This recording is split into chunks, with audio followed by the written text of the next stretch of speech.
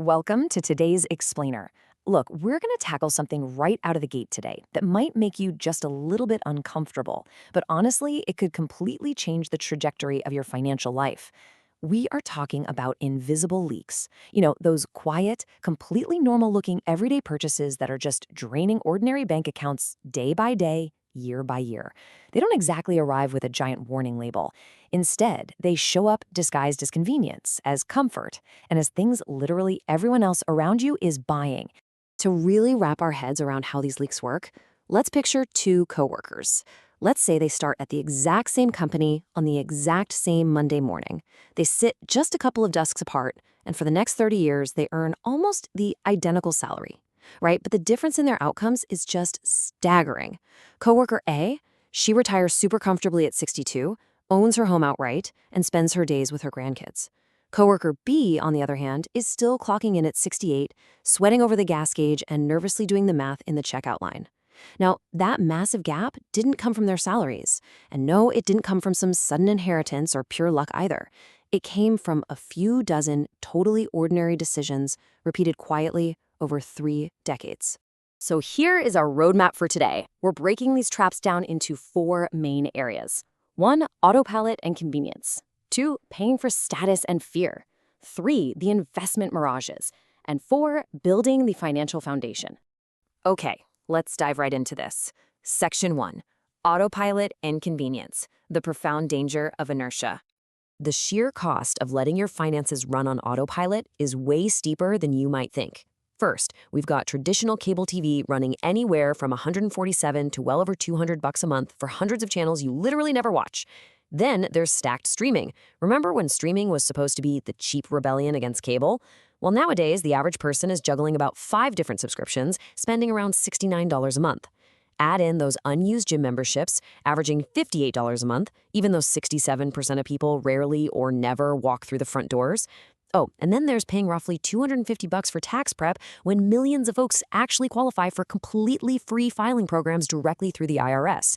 You see, these companies design their billing to be entirely frictionless and their cancellation to be just annoying enough that you simply don't bother. Bottom line, boredom and habit are wildly expensive. But let's look at a really practical way to defeat just one of these, the streaming autopilot. Instead of paying for 5 services all at once, just treat streaming like a rotating library card. Subscribe to one service, binge what you actually want to watch, set a quick calendar reminder on your phone to cancel before the next billing date, and then simply rotate to the next platform. It's such a simple system, but shifting from automatic spending to automatic review can turn a creeping $3,300 annual entertainment drain right back into highly affordable fun. Now, before we move on from convenience, we absolutely have to talk about bottled water. If you grab a little 16-ounce bottle at a convenience store on your way to work, you're effectively paying about $12 a gallon. Think about that. That is way more than gasoline. For a typical family, this habit can easily top $1,000 a year for water that is largely just filtered municipal tap water anyway. Plus, recent testing actually found roughly 240,000 tiny plastic particles in a single liter. The idea that you're buying safety, that's a complete illusion. You are mostly just paying a massive premium for plastic and clever marketing. Moving on to Section 2, paying for status and fear, let's look at the premium traps.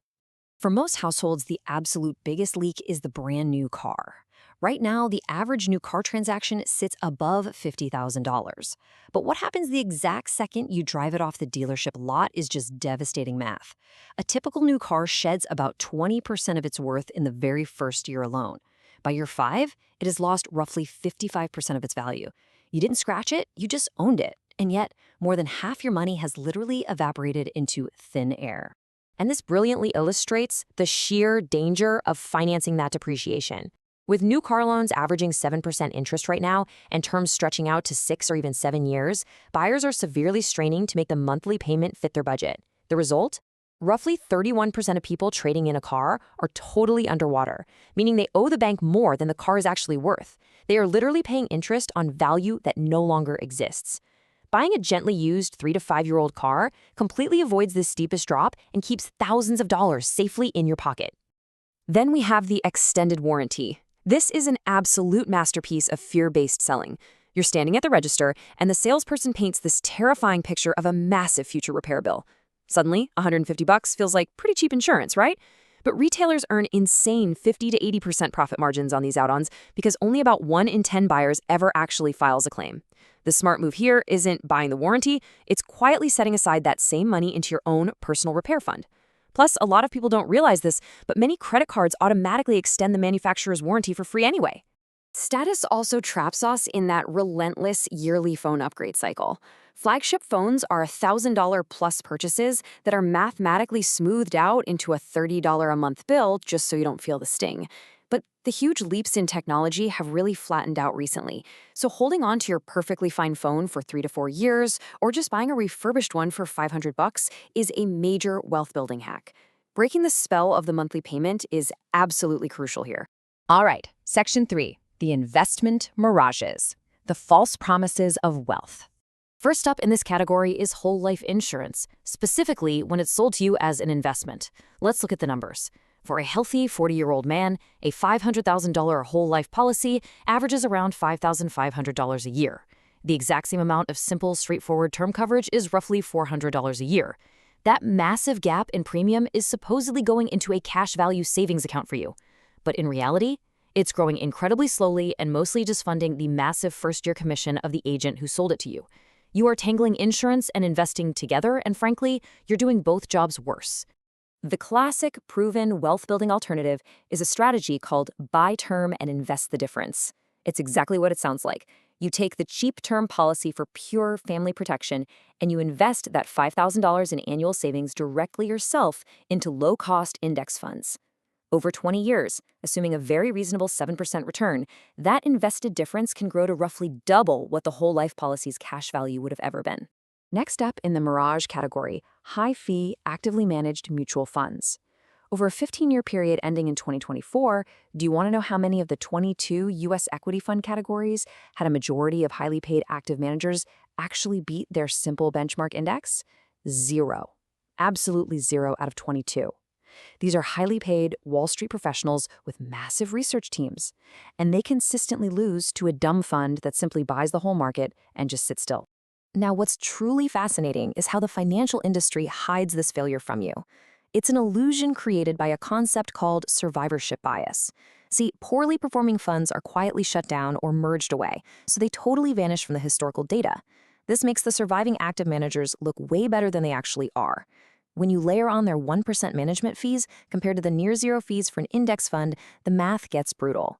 Over 20 years, that 1% fee quietly dragging down your compound growth can easily cost your portfolio well over $1 million. Now, we have to talk about the lottery. And look, we aren't talking about buying a fun scratch-off ticket here and there. We are talking about treating the lottery as a legitimate financial strategy. Americans spent an unbelievable $113 billion on lotteries in 2024. Habitual playing households are spending around $2,500 a year chasing Powerball odds of 1 in 292 million. If you just steadily invested that $2,500 a year instead, it compounds into a near certain 6-figure outcome. But the true, most devastating cost of the lottery isn't the money, it's the mindset.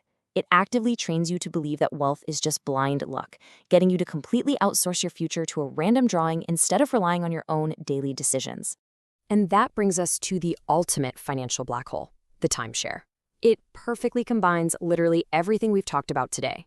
You get high-pressure, fear-based emotional sales tactics that lead to an average $24,700 upfront cost, which is often financed at a punishing 15% interest rate. And then the fees kick in. Historically, maintenance fees have climbed roughly 36% in just a 5-year span. Over 20 years, an owner can easily pay over $40,000 in fees alone. And the exit strategy? Well, the resale market is so dead that owners routinely sell them for a single dollar or literally pay companies thousands of dollars just to legally escape the contract. It is the ultimate invisible leak. Finally, Section 4, building the financial foundation. This is the master key. So remember coworker A and coworker B from the very beginning of our explainer? Neither of them got rich from a single brilliant move, and neither of them went broke from one huge disaster. The deciding factor was financial literacy.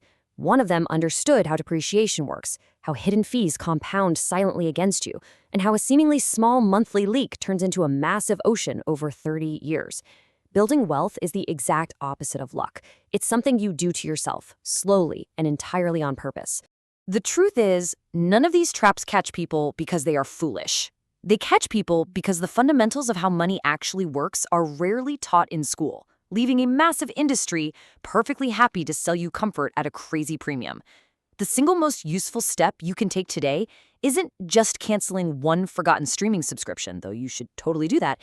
It's building the foundational knowledge of how money behaves so you can spot the next 10 leaks entirely on your own. So, I'll leave you with this question. Will you outsource your future to chance, or are you ready to take control of the math? Thank you so much for joining me on this explainer, and I will see you next time.